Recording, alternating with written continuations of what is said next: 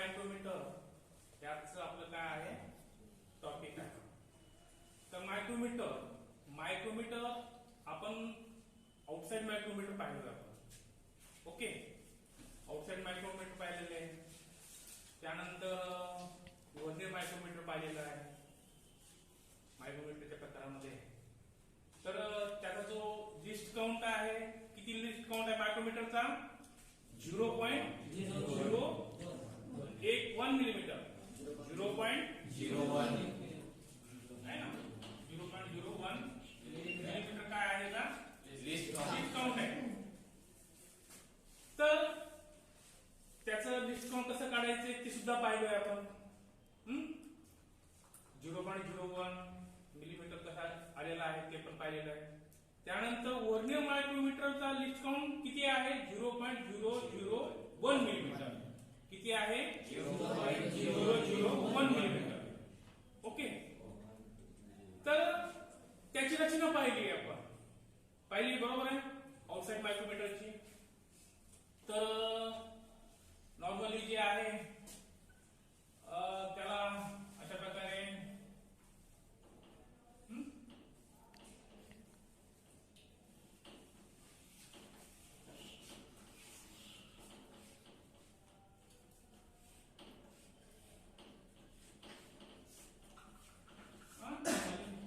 पाहिलेली आपण.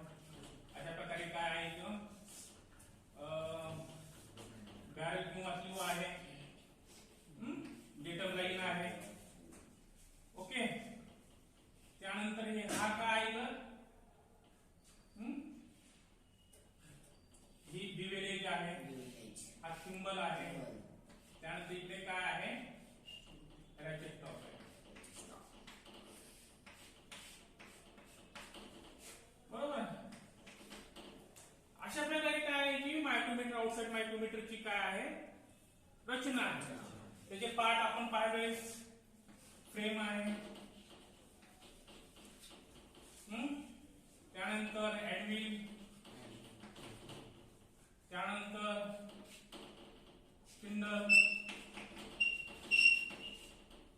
बॅरल किंवा स्लीव, त्यानंतर थिंबर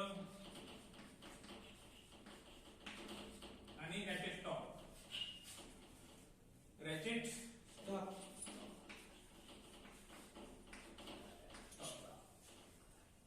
अशा प्रकारे आउटसाइड मायक्रोमीटरची रचना आहे. तर त्याचं मोजमाप कसं घ्यायचं आपण पाहिले, बरोबर पाहिलंय. तर हे जे मायक्रोमीटर आहेत ते मायक्रोमीटर 0.25, 25-50, 50-75 है ना, 75-100 त्या 25 मिलीमीटरच्या रेंज मध्ये काय होतो हा मायक्रोमीटर आपल्याला पाहायला मिळतो. ओके, सर्वसाधारण याची जी रचना आहे ती आपल्याला नेहमीप्रमाणे आपण त्याचे मोजमाप घेतोय. आपण मोजमाप घेताना आता आपण जनरली पहा. आता मोजमाप घेताना आपण हे हा जो बॅरल किंवा स्लीव आहे, बॅरल किंवा स्लीव जो आहे तर याच्यावर आपण इथं पाहतोय की ते 0 आहे. बरोबर आहे. 0, 1, 2, 3, 4 असं करत मग इकडं 25 असेल. असं करत पुढे 25 मिलीमीटर म्हणजे 0.25 असेल तर है ना. तर अशा प्रकारे तर 0 ते 25 पर्यंत आपल्याला मार्किंग पाहायला मिळते. ओके, आपण या पद्धतीनं रिडिंग घेतलेलं आहे. त्याची एक्युरेसी अर्थात लिस्ट काउंट 0.001 वर्नियर मायक्रोमीटरचं लिस्ट काउंट आहे आणि आउटसाइड मायक्रोमीटरचं लिस्ट काउंट किती आहे? 0.01 मिलीमीटर. किती? 0.01 मिलीमीटर. ओके, इतक्या एक्युरेसी मध्ये. तर हा जनरल याची पाहिले फ्रेम आहे याला. आता आपण डेप्थ मायक्रोमीटर जर पाहिलं तो त्याच गटामधला आहे, त्याच कुळामधला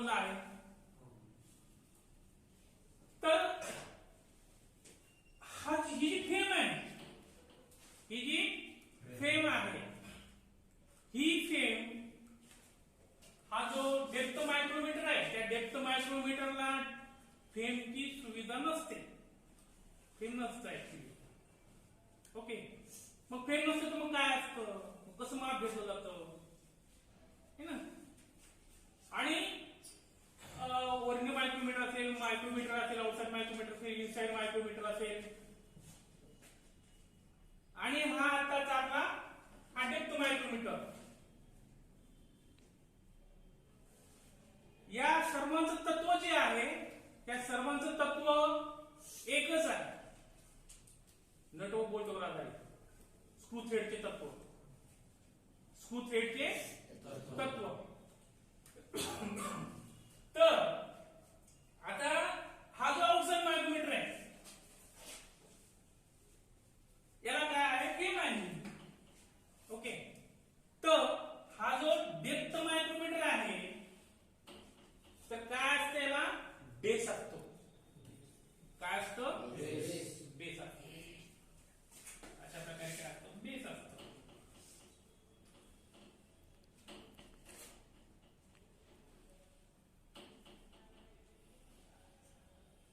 ओके,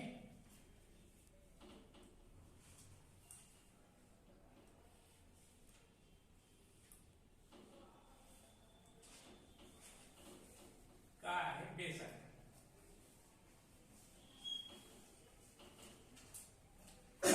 याच्या पुढे काय असतं, हा बॅरल किंवा स्लीव. आता पहा, हा मेन डिफरन्स आहे. हा काय मेन डिफरन्स आहे, फरक आहे. इथं जे आहे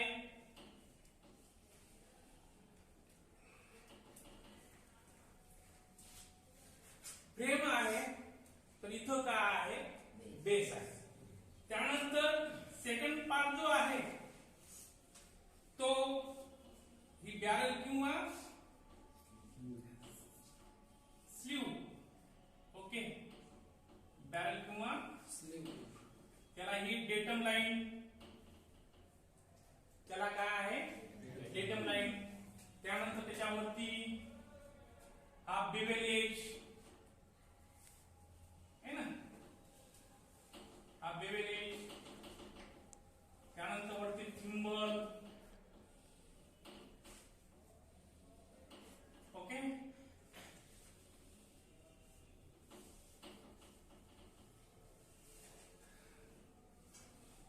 थिंबल झाला.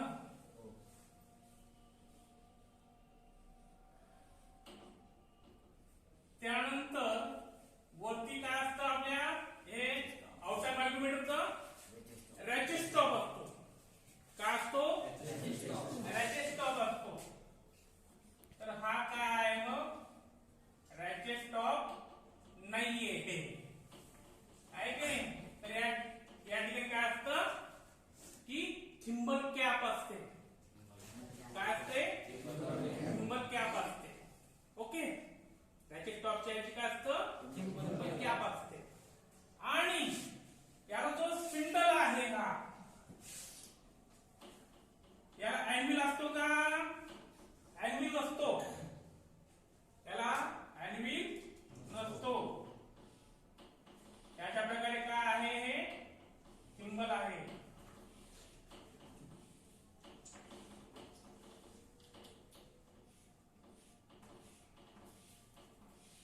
पहा किती सुंदर रचना आहे, सोपी आहे ना. याच्यावर अशा प्रकारे हा जो थिंबल आहे, थिंबलची बेवेल एज आहे, त्याच्या परिघाची समान 50 भाग केलेले असतात. त्याचे है ना 0 आणि इकडे इथं 1 1 2 3 4 5 6 असं 50 पर्यंत, 50 पर्यंत. म्हणजे पहा, ज्यावेळेस आता क्लॉकवाईज फिरेल. आता मेन डिफरन्स बघा, आउटसाइड मायक्रोमीटर आणि हा डेप्थ मायक्रोमीटर.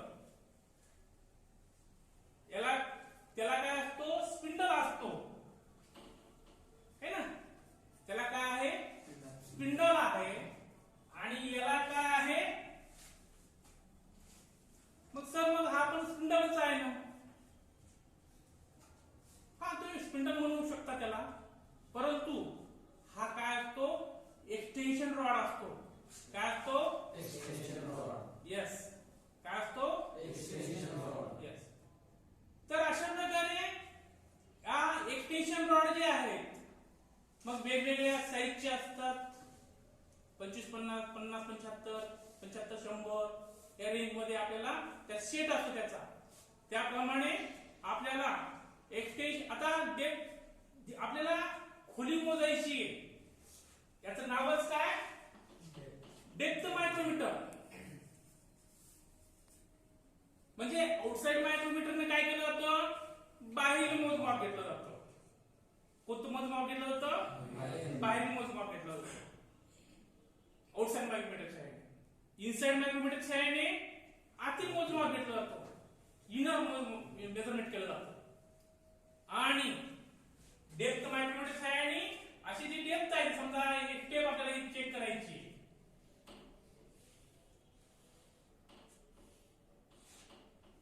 स्टेप असेल किंवा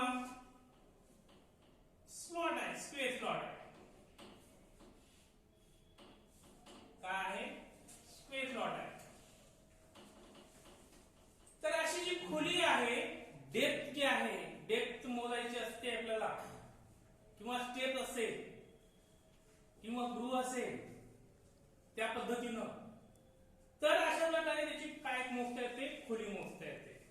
त्याचा महत्वपूर्ण उपयोग काय आहे, डेप्थ मायक्रोमीटरचा डेप्थ किंवा खोली याच्या सहाय्याने आपल्याला मोजता येते, चेक करता येतं. ते पण विदिन 0.01 मिलीमीटर, बरोबर आहे. 0.01 मिलीमीटर इतक्या ऍक्युरेसी मध्ये आपल्याला डेप्थ मायक्रोमीटर सहाय्याने काय करता येते, डेप्थ मोजता येते. आता पहा इकडे लक्ष द्या. तर आता हा जो बेवेले जे आहे, ती बेवेले जी आहे त्या ज्यावेळेस आपल्याला डेप्थ द्यायची आहे, ज्यावेळेस आपल्याला डेप्थ द्यायची आहे त्यावेळेस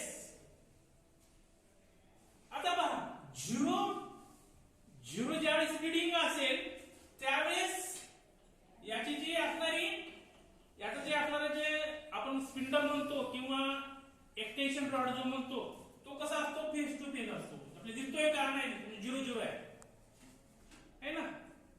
एक्सटेन्शन रॉड किंवा जो स्पिंडल आहे तो आपण एक्सटेन्शन रॉड म्हणणार त्याला. तर हा जो एक्सटेन्शन रॉड आहे 0 आहे. मग त्यावेळेस हा थिंबल कुठे असेल, तो मागे असेल, तो रिव्हर्स असेल. म्हणजे 0 पासून ज्यावेळेस स्टार्ट होईल, हे पहा हा जो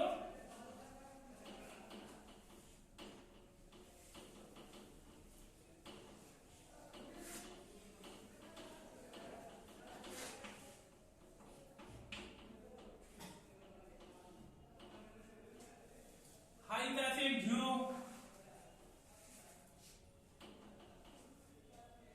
असं करत शेवटी काय असेल इकडं 25 असेल ना. इथं काय असेल 25 मिनिट.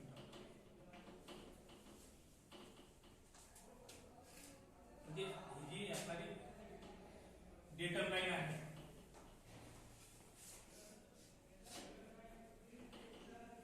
ही जी डेटम लाईन आहे, इथे काय असेल 0 असेल. असं तर इथं जे आहे 25 मिनिट शेवटी, इथं जे काय 25 मिनिट असेल.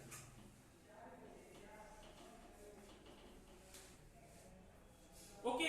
म्हणजे ज्यावेळेस हा जो एक्सटेन्शन रॉड आहे पूर्ण 25 मिलीमीटर डेप्थ खाली जाईल, 25 मिलीमीटर ज्यावेळेस हा एक्सटेन्शन रॉड पूर्ण खाली जाईल त्यावेळेस हा थिंबल कुठे असेल, इथं फेस टू फेस येईल, 25 मिलीमीटर वर येईल. ओके. परंतु आउटसाइड मायक्रोमीटरचं रीडिंग कसं आहे, आपल्याला ते रिव्हर्स घ्यावं लागतं, मागे घ्यावं लागतं थिंबल. आणि इथं जे आहे थिंबल खाली येतो, पुढे येतो. डेप्थ मायक्रोमीटर मध्ये हा जो थिंबल आहे तो पुढे येतो. आउटसाइड मायक्रोमीटर मध्ये त्याचा जो थिंबल आहे तो मागे जातो, मागे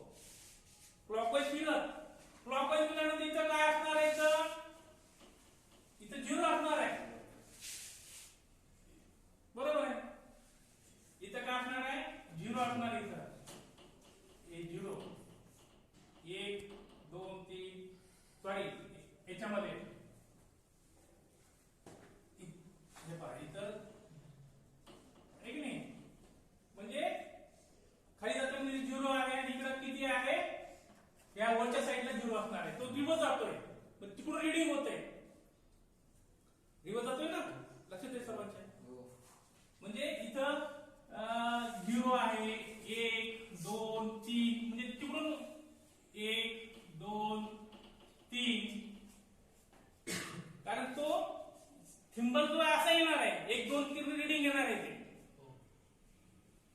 मागे जातो ना तो असं म्हणजे. आणि डेप्थ मायक्रोमीटर जे आहे याचा जो थिंबल आहे तो कसा आहे, तो वरून येतोय. म्हणजे इकडे हे 0 1 2 1 2 3 असं करत इकडं 49 आणि 50 म्हणजे अर्धा मिलीमीटर. तर आपल्याला ओडसेल मायक्रोमीटर आणि डेप्थ मायक्रोमीटर याच्यामधलं जे मुख्य मोजमाप घ्यावयाची पद्धत आहे, सिस्टम आहे, ती आपल्याला करणं अत्यंत आवश्यक आहे. ओके. म्हणजे थोडक्यात सांगायचं म्हणजे जी मार्किंग सिस्टम आहे ती कशी असते, उलटी असते. ओके. म्हणजे वरून 1 2 3 असे करत 25 पर्यंत जातं आणि हे इथून मागे 25 ला जातं. इकडे 0 1 2 3 असं 25. ज्यावेळेस त्याचा जो थिंबल आहे, थिंबल पूर्ण ओपन होतो त्यावेळेस तिथं 25 आपल्याला पाहायला मिळतं. ओके. ज्यावेळेस हा थिंबल पूर्ण ओपन होतो म्हणजे त्याचा जो स्पिंडल आहे पूर्ण मागे जातो त्यावेळेस हे 25 मिलीमीटर आपल्याला पाहायला मिळतात. आणि ज्यावेळेस हा थिंबल पूर्ण खाली येतो कॅपॅसिटी पर्यंत तर 25 खाली पाहायला मिळतात. म्हणजे 0 ची सुरुवात आहे वरून आणि ही जी आहे सुरुवात जी समोरून आहे पाठीमागे जातो. ओके. तर अशा प्रकारे हा आहे बेस, हा एक्सटेन्शन रॉड,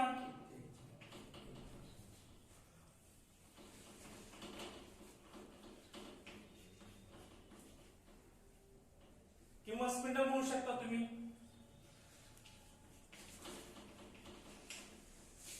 त्यानंतर हा बॅरल किंवा स्लीव,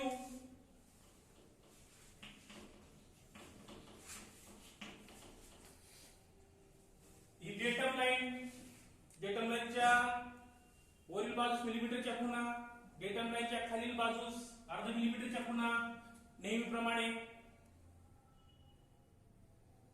फक्त याच्यामध्ये जे आहे, कारण आपल्याला हा जो स्पिंडल किंवा एक्सटेन्शन रॉड जो आहे तो वरून खाली येतो, आपल्याला डेप्थ मोजायची आहे. डेप्थ काय करायची, मोजायची आहे. त्यामुळे आपल्याला तो थिंबल आहे तो क्लॉकवाईज फिरून तो काय केला जातो, पुढे सरकवला जातो. आणि ज्यावेळेस आपल्याला याची रेंज चेंज करायची, त्यावेळेस आपल्याला हा जो थिंबल कॅप आहे, काय तो थिंबल कॅप,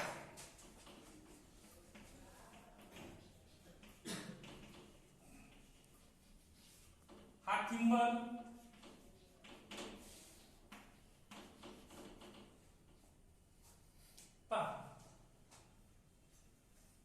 आणि इथं काय आहे, लॉकिंग नट आहे, लॉकिंग लिव्हर किंवा लॉकिंग नट आहे. तर इथं काय आहे, इथं एक लॉकिंग नट असेल, लिव्हर असेल किंवा कॉलर असेल, नट असेल तो, जेणेकरून घेतलेले जे माप आहे ते बदलू नये. लॉकिंग लिव्हर असेल किंवा लॉकिंग लिव्हरची कॅटेगरी सोय केलेली असते.